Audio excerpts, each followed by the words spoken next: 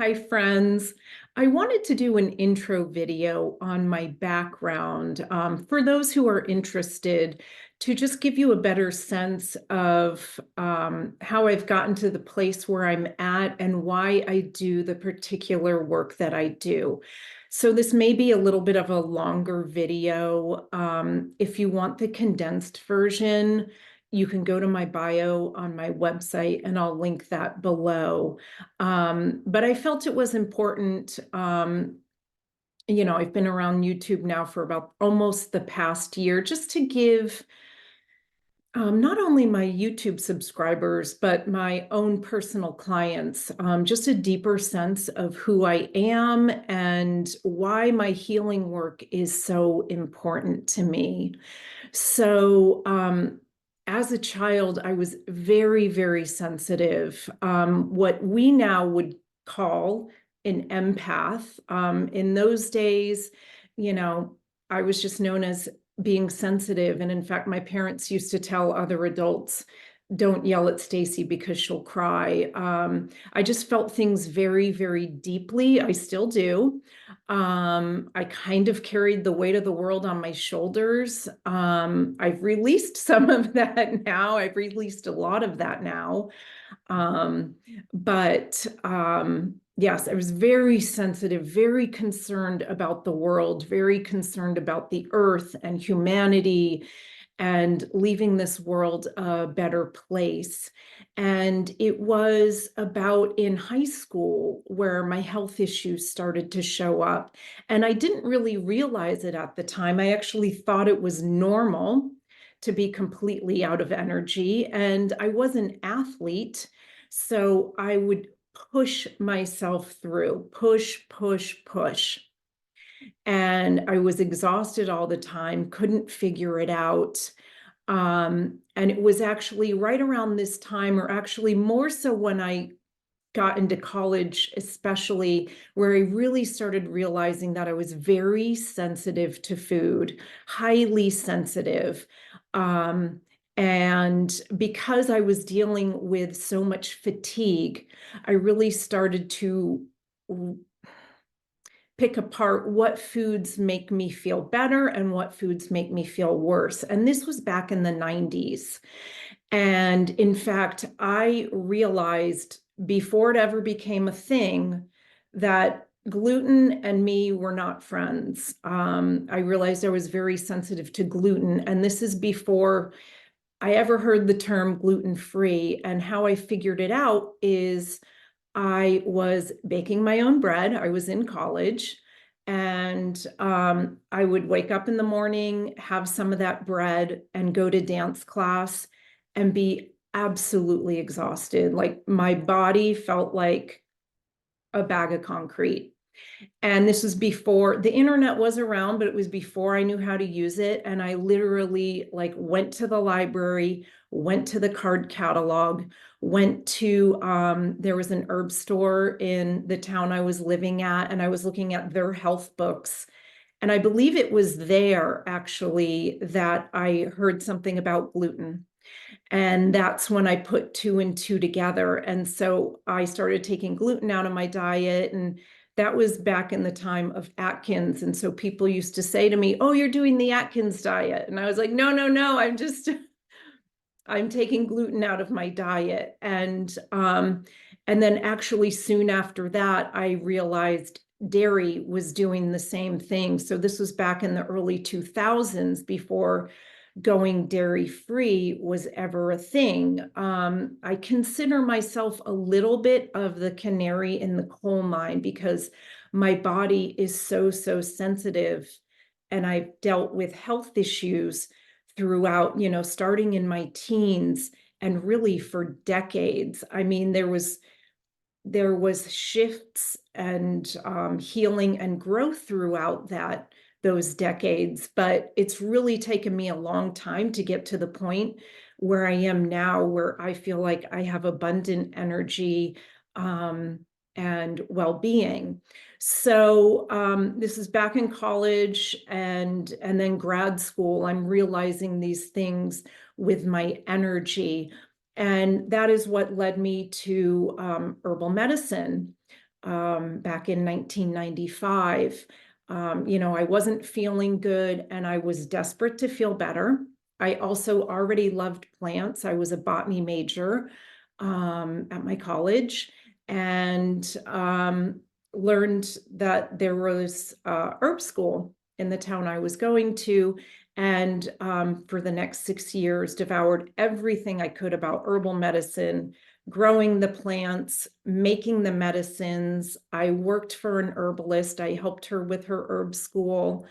Um, I helped her with her clients. And it was, when I took my very first herb class, I knew my life changed. I knew that was what I wanted to do. So I focused my botany degree towards herbal medicine. And it was around this time that I'd also heard of Chinese herbs and how effective they are. And I was actually very intimidated of them because Chinese herbs come with a whole different diagnosis. There's a whole Chinese medicine structure that I didn't understand. And I was very intimidated by it, but very, very curious. And so I ended up going to acupuncture school really to learn about the herbs and learn this Chinese framework. But it was within 1 week of going to school that I fell in love with acupuncture. So, and as I'm going through all this schooling, I'm learning more about myself, what herbs to take to make me feel better. Using adaptogens were really, really helpful for me. Giving myself acupuncture or going to an acupuncturist every week. That was part of our schooling. We had the clinic there. You could go see a student intern. That's what me and my friends did. We saw student interns every week, at least, to really keep our energy fine-tuned for the rigorous schooling that we were in. And it was actually in acupuncture school that I first heard about EFT, emotional freedom technique. And I tried it and I thought it was totally weird. Didn't like it at all. I heard great things about it, but I didn't resonate with it. So 2004, I graduate acupuncture school. I open my practice, and I'm just continuing to learn and grow.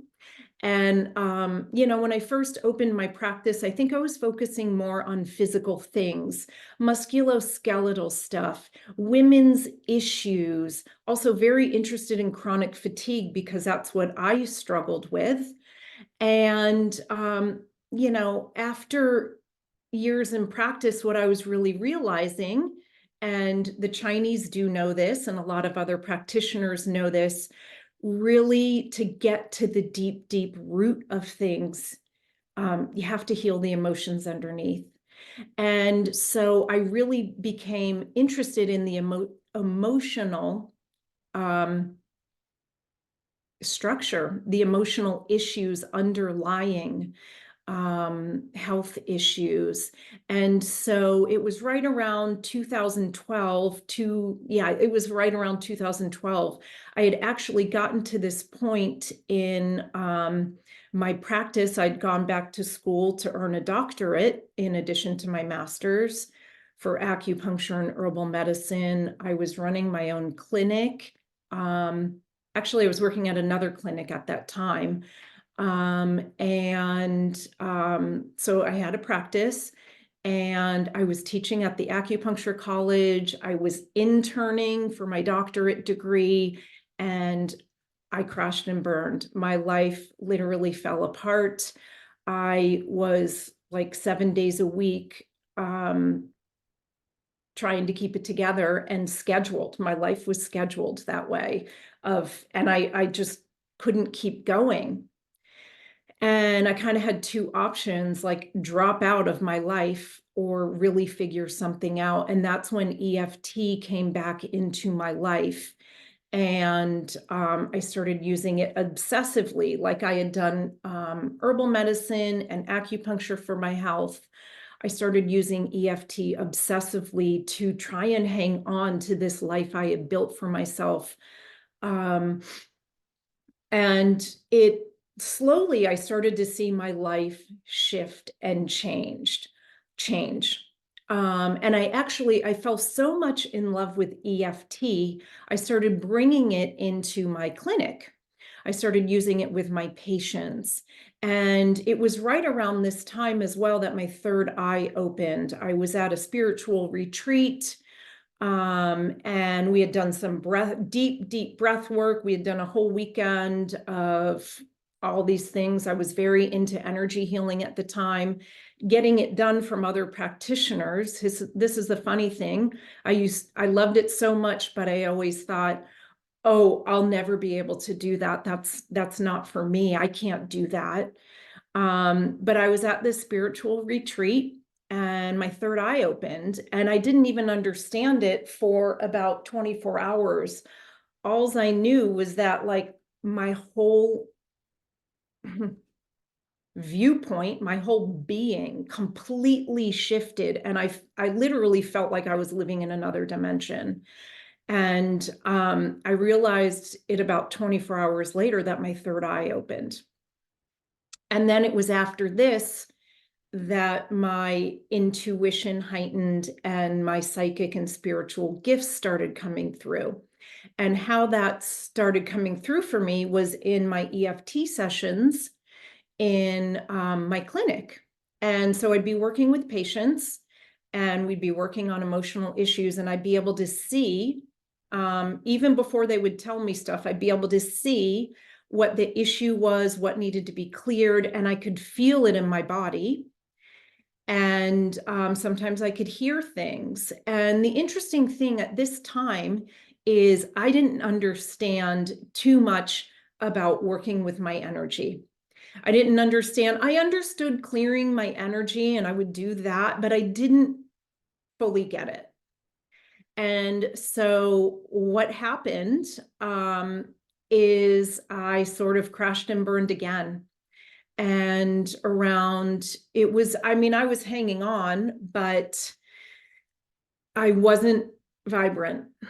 I wasn't vital. And in 2018, me and my husband moved across the country from California to the mountains of North Carolina. I closed up my acupuncture practice, and I didn't think I was going to practice again. I did not. I felt done with it because it just took too much out of me. I was too much of an empath. It was wearing me down. And then it was right around this time, soon after 2019, and I had been studying energy healing, or more, actually, a bit more getting it done on myself. Like I mentioned before, I never really thought I could study it. And then in 2019 is really when I started studying it. I found one of my main mentors, Susan Kennard. Shout out to you. So grateful for her. And I started studying energy healing for myself, really to get me out of this place of where I felt like my energy wasn't vital, where I was weighed down by all this baggage and all these emotions. And, on the surface, my life looked good. I had a supportive husband. I was actually doing something completely different. I was doing like interior design, and I had an Airbnb, and I did love that. That really brought me some joy, but I was still struggling in life. Absolutely. And so I'm studying energy healing and all these things really for myself. And I was even studying mediumship. I was actually really interested in channeling, but the class I wanted to take was channeling and mediumship. And I took it probably, I don't even know how many times, 7 times. And so in the process, mediumship became something that kind of fell in my lap. And I actually really appreciate. It's not something that I offer on its own to my clients, but if it pops up in sessions, or sometimes people will come visit me with messages for others, I'm happy to share and happy to do that. And so I'm studying and learning, I'm growing, I'm healing. And then last year, at the beginning of last year, I started studying astrology.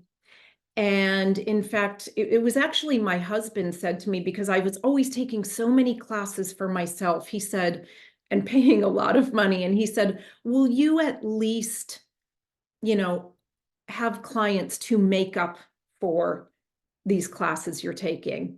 And it was very reluctantly, I thought, okay, I'll do it. And I started studying astrology. And soon after I started studying astrology, I really realized it was like written in my chart. My intuitive gifts, my psychic gifts, my healing gifts, it's written in my chart that I was going to struggle with my health, and then it was going to become one of my greatest gifts to help others heal. So whether it's health issues or, emotional issues, or just stepping onto your path and your purpose, that was something I struggled with too. So I saw it written in my chart and I thought, okay, all right, I will do it. And in fact, I'm really going to go for it.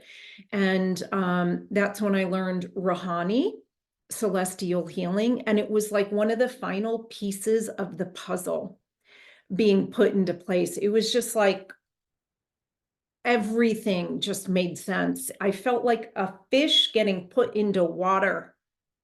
And it was just like all these energy healing modalities just came to fruition.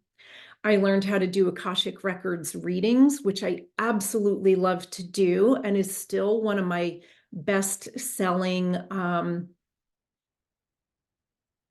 sessions for people.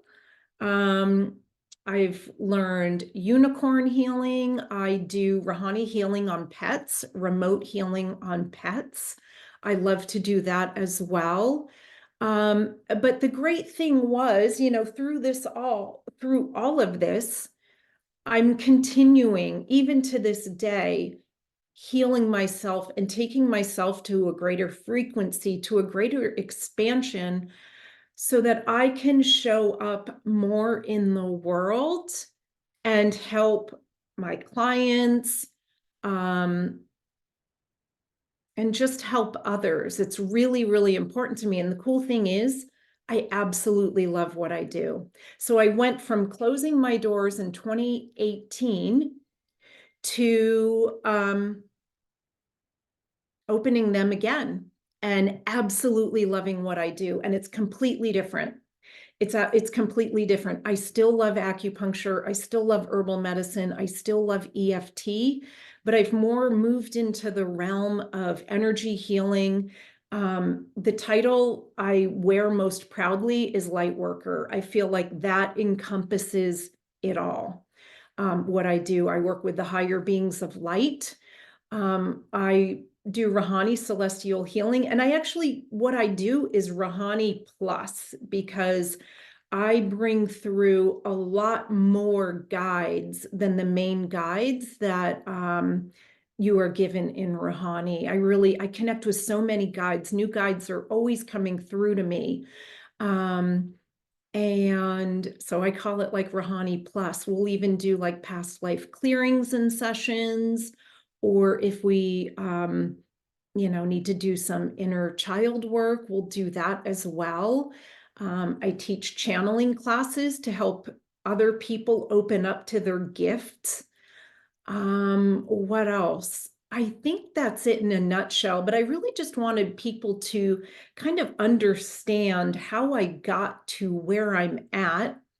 I'm at this point in my life where I can look back and see how all that adversity got me to where I'm at. All that persistence and determination got me to where I'm at. And a lot of people already know this, but healing is a journey. It's layers. It's actually a spiral. And you'll come back around, and even though you feel like I've cleared this before, why is it coming again? It's coming through to clear at a deeper level. And as you do that, you actually raise and expand your frequency, and you live at a different vibration. And so I feel deeply connected to source, deeply connected to the higher beings of light, deeply connected to my guides, and I love to work with them. I absolutely love my work, and I love to share it with others. So I think that's it for now. I can't think if there's anything else to say. I know it's been a little bit long, but let me just say it has been a journey to get here. So, if I can offer any encouragement, um, it's to just keep going. And the words that really kept me going were words from Susan Kennard: "You can heal yourself." And that really kept me going, to just stay committed to the path. And it is so true. And these days, I mean, I still do healing on myself most mornings. It's whether it's 10 minutes to half an hour to sometimes even up to an hour. I just really love to live at that, like, really lit up vibration where I can almost feel my body buzzing with that beautiful healing light and that higher vibration. So let me know if you have any questions. Food has been a huge part of my journey. And that's something that's hard to talk about because I don't feel like food is a one size fits all, but the more you can clear processed foods, sugar, and even caffeine, the more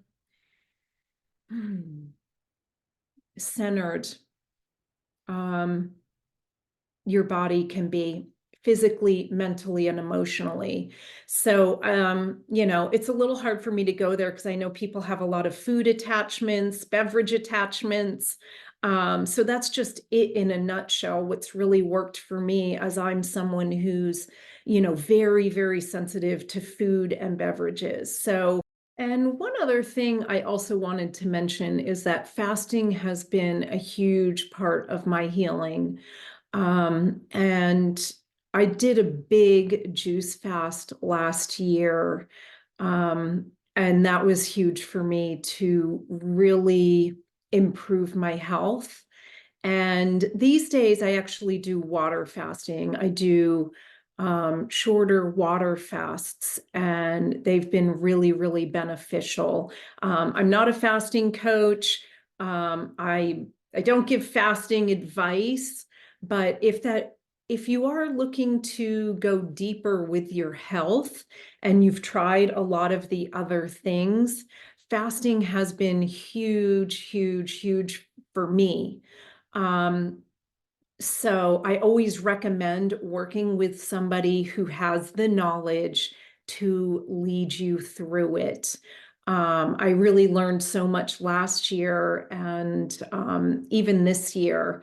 And so fasting has just been, it's been life-changing for me, and it is something that I will continue to do, just to keep my health upgraded, to keep it vital. And with each water fast that I do, I notice it really gives me that boost in a short amount of time. So you get a lot of bang for your buck. So, but like I said, I'm not a fasting coach, but I think that's it for now. Let me know if you have any questions. Yes. I also teach Rahanni. That is the other thing I forgot to mention. So if Rahanni sounds fun to you and you want to learn Rahanni, I do Rahanni private sessions, Akashic Records readings, unicorn healing. I'm trying to think of what else. The Rahanni pet sessions. I lead Rahanni healing circles. So I lead groups, and it's always my Rahanni Plus in those groups and in the private sessions. And then the YouTube videos is also Rahanni Plus. Okay. If you've made it this long, thanks for sticking with me. I send you many blessings and so much love. Thank you for joining me. We'll see you on the next video.